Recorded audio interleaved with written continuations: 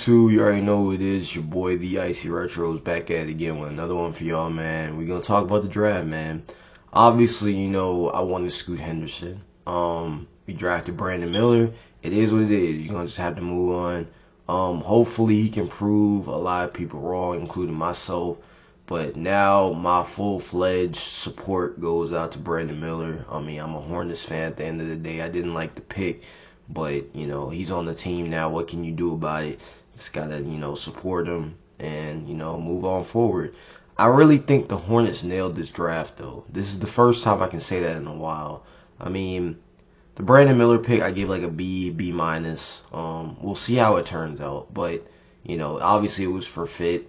He's a good shooter, and one of the needs we have on the team is shooting. Nick Smith was a steal. Nick Smith Jr. He was a steal. I think he went at pick 27. I didn't think he was gonna be on the board, but hey, man, we got a good backup point guard for LaMelo. Just in case he gets hurt. We can do something like the Grizzlies with how they had John Morant and Tyus Jones. I think. I'm not mad at that pick at all. I'm actually happy with that pick. I thought that was a steal. I made a tweet talking about redemption, but obviously, that's just my bias. That doesn't mean that Brandon Miller isn't a good pick, and who knows how he's going to turn out in the future. But he has my full-fledged support, like I already said. Hopefully, he can go off. He did say something in an interview talking about how the Charlotte Hornets are gonna be in the NBA Finals next year. I don't believe that, but I like his confidence. The kid got confidence, man. That's all I can say, man. And I think that's one of the things this team really needs is confidence. I can't speak that much on James Najee. I think he's more of a long-term prospect. I know he played over in Barcelona, but I don't think there was like that many things that pointed out to me outside of his athleticism and his wingspan. I think he's like 6'11" or 7 feet tall. He's 18 years old, which means he's a young prospect. He can always grow. But I think he only averaged like 4 points per game for Barcelona, so it's gonna be a long-term project. I do know with Amari Bailey, though, that provides shooting. And I know all the jokes y'all saying, bro. Y'all talking about something. I'm going to pull up to Hornets games now because of the mom and stuff. But, hey, bro, I'm just saying we addressed a need that was shooting. I still think we need, like, another big, possibly another wing, a defender or a shooter. I want us to go out and get Seth Curry, possibly Bruce Brown. I think they could be plug-and-play players. We do need to bolster another big behind Mark Williams. And that's pretty much it. I think our ceiling is we could be a play-in or even a lower seed playoff team next year.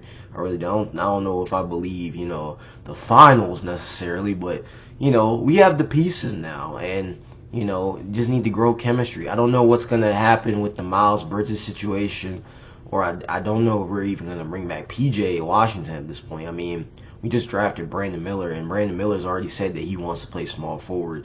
So somebody's got to go, you know what I'm saying? You can't have an overload at the forward position. We already have Gordon Hayward. We already have Miles Bridges coming back off suspension. We have PJ Washington, I think is a restricted free agent. I'm not sure. But, I'm waiting to see if we're going to bring PJ back.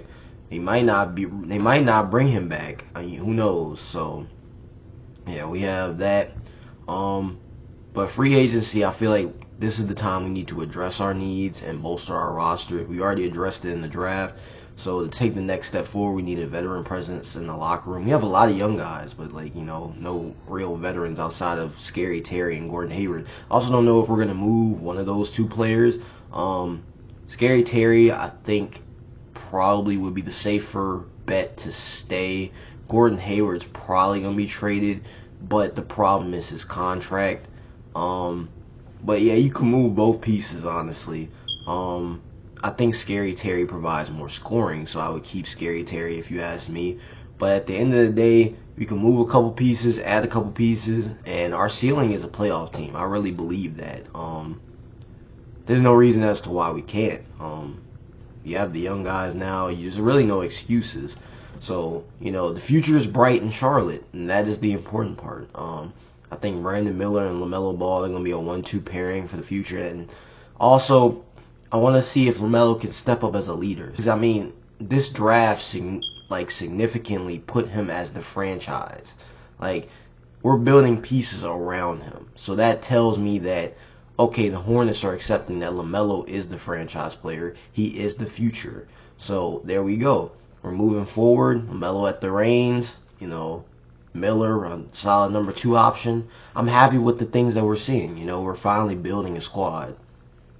But yeah, man, that's going to wrap it up for this one. Y'all let me know in the comment section what you think of the Charlotte Hornets 2023 draft. What grade you give it.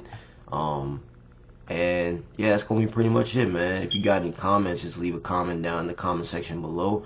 And we out of here, man.